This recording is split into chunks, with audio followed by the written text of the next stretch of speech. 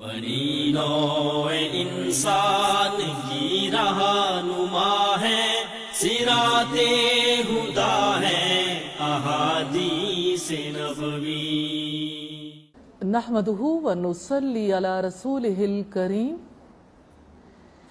اما بعد فاعوذ باللہ من الشیطان الرجیم، بسم اللہ الرحمن الرحیم۔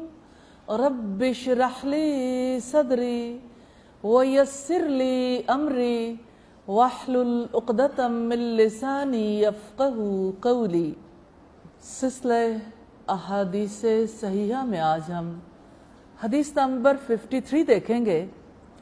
صحیحہ میں اس کا نمبر 2042 ہے۔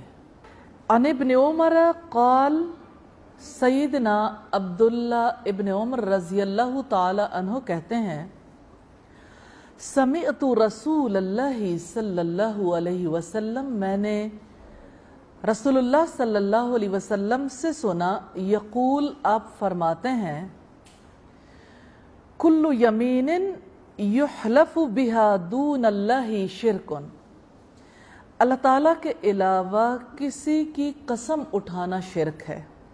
ترمذی میں یہ حدیث ان الفاظ کے ساتھ مروی ہے کہ جب سیدنا عبداللہ ابن عمر نے کسی کو کعبہ کی قسم اٹھاتے سنا تو کہا، غیر اللہ کی قسم نہیں کھائی جا سکتی، کیونکہ میں نے رسول اللہ صلی اللہ علیہ وسلم کو فرماتے ہوئے سنا، من حلف بغیر اللہ فقد کفر او اشرک، جس نے غیر اللہ کی قسم کھائی اس نے کفر یا شرک کیا۔ توجہ طلب باتوں میں سے ایک بات یہ ہے کہ قسم کسے کہتے ہیں۔ بات یہ ہے کہ قسم ایک مضبوط عقد کا نام ہے۔ قسم اٹھانے والا کسی فعل کے چھوڑنے یا کسی کام کو انجام دینے کے لیے جب پختہ ارادہ کرتا ہے تو اپنے ارادے کی توثیق کے لیے قسم اٹھاتا ہے، اور قسم میں جس وقت اللہ تعالیٰ کا نام پیش کیا جاتا ہے تو یہ اللہ تعالیٰ کی تعظیم کے لیے ہے۔ جس وقت اللہ تعالیٰ کے ماں سوا کسی اور کا نام پیش کیا جاتا ہے تو یہ اللہ کی نہیں، غیر اللہ کی تعظیم ہے۔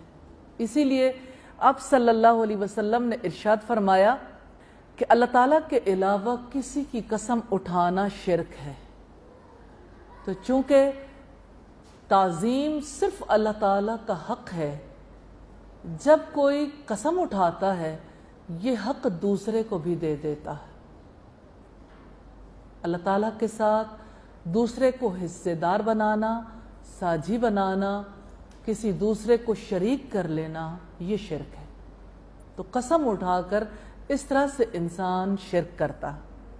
اسی طرح سے یہاں سوال یہ پیدا ہوتا ہے کہ غیر اللہ کی قسم اٹھانے والا کیسے کافر یا مشرک ہو جاتا ہے؟ ہم نے مشرک ہونے کے حوالے سے تو دیکھا، کافر ہونے کے حوالے سے بھی دیکھیں گے۔ جو شخص اللہ کے علاوہ کسی اور کی قسم اٹھاتا ہے، اس کے دل میں اس چیز کی یا اس شخص کی اتنی تعظیم ہو جاتی ہے جتنی اللہ تعالیٰ کی قسم اٹھانے سے اللہ تعالیٰ کی تعظیم دل میں ہوتی ہے یا ہونی چاہیے، اور یہی شرک ہے۔ بخاری کی 6650 نمبر روایت سے بھی ہمیں یہی پتہ چلتا۔ تو غیر اللہ کی قسم اٹھانا جائز نہیں ہے، شرک جیسا، بلکہ ایسا فعل ہے جس کو رسول اللہ صلی اللہ علیہ وسلم نے شرک کہا ہے، کفر کہا ہے۔ اس لیے اللہ کی ذات کے سوا نہ کعبۃ اللہ کی قسم کھائی جا سکتی ہے۔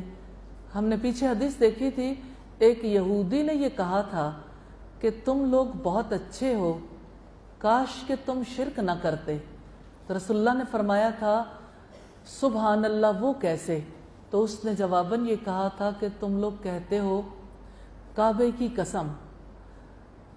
تو آپ صلی اللہ علیہ وسلم کچھ دیر خاموش رہے، پھر آپ نے فرمایا، آپ یوں کہا کرو، رب کعبہ کی قسم۔ یعنی اصل تعظیم کعبۃ اللہ کی بھی نہیں، دراصل اللہ تعالیٰ کی ہے۔ تو کعبہ مقدس مقام ہے. کعبے کی جو اہمیت ہے وہ اللہ تعالیٰ کے تعلق کے ساتھ ہے کہ وہ اللہ تعالیٰ کا گھر ہے.